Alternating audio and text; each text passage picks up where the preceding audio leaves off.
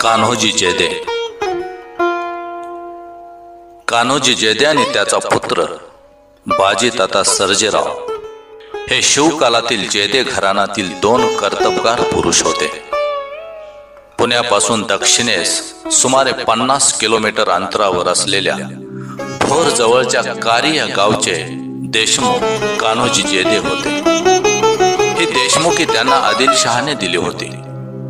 शिवाजी राजांच्या कारवायांनी त्रस्त झालेल्या आदिलशहाने फत्ते खान या सरदारामार्फत सन 1648 साली शहाजी राजांना अटक केली.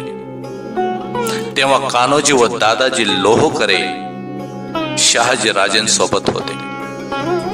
पुढे सर्वांची सुटका झाल्यावर शहाजी राजे आदिलशहाच्या हुकुमानुसार बंगळूर या आपल्या नव्या जहागिरीच्या ठिकाणी निघाले असता त्यांनी कान्होजींना शिवाजी राजांकडे पाठवले. शहाजी राजे त्यांना बोलले, मावळ प्रांती तुम्ही जबरदस्त आहात. राजश्री शिवासी राजे पण आहेत. त्यांकडे जमेती निसी तुम्हास पाठवितो. तेथे इमाने सेवा करावी. काल कला तरी जीवावरी श्रम करून त्यापुढे खस्त व्हावे. तुम्ही घरोबियातील मायेचे लोक आहात. तुमचा भरोसा मानून रवाना करतो.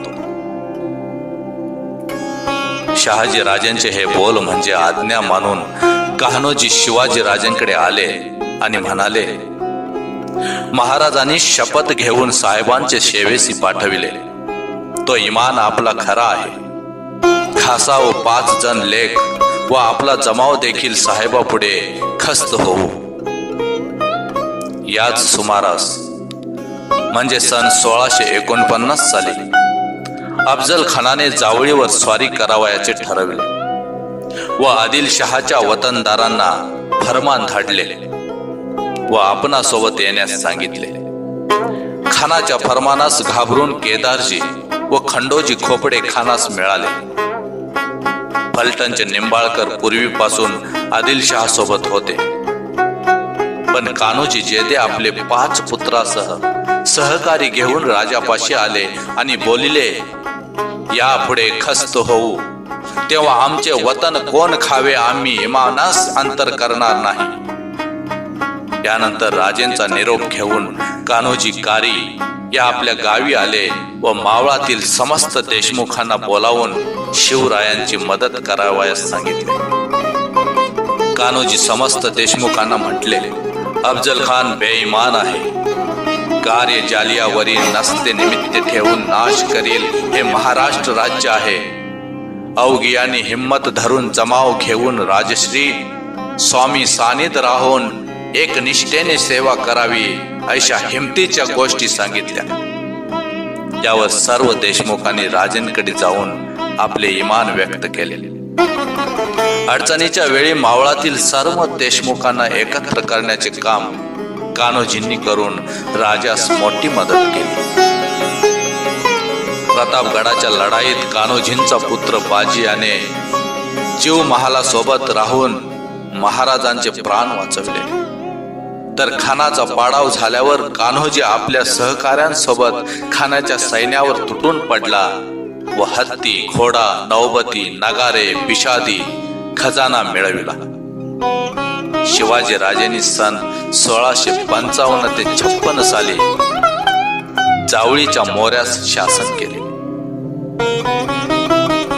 त्यावेळी कान्होजी, बांदल, सिलीमकर व इतर देशमुखांनी त्यांना सहकार्य केले. शाहिस्तेखानाविरुद्ध लढण्याची बाजी व चंदाजी हे कान्होजीचे 2 पुत्र राजेंसोबत लाल महालात गेले होते.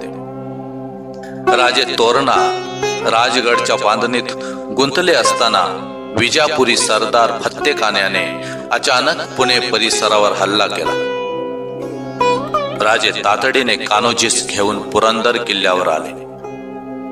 मराठ्यांचे गनिमा बरोबर धारोदर युद्ध झाले. अनेक मावळे मृत्युमुखी पडले. पराभव झाल्यास मराठ्यांचा ध्वज शत्रूच्या हाती लागू नये म्हणून बाजीने काही गनिमास यमसदनास धाडून ध्वज घेऊन पुरंदरावर आला. तेव्हा राजे निशाण सांभाळून आणले म्हणून खुश झाले व त्यास सर्जाराई असा किताब दिला. पुढे बाजी सर्जेराव या नावाने ओळखू लागला.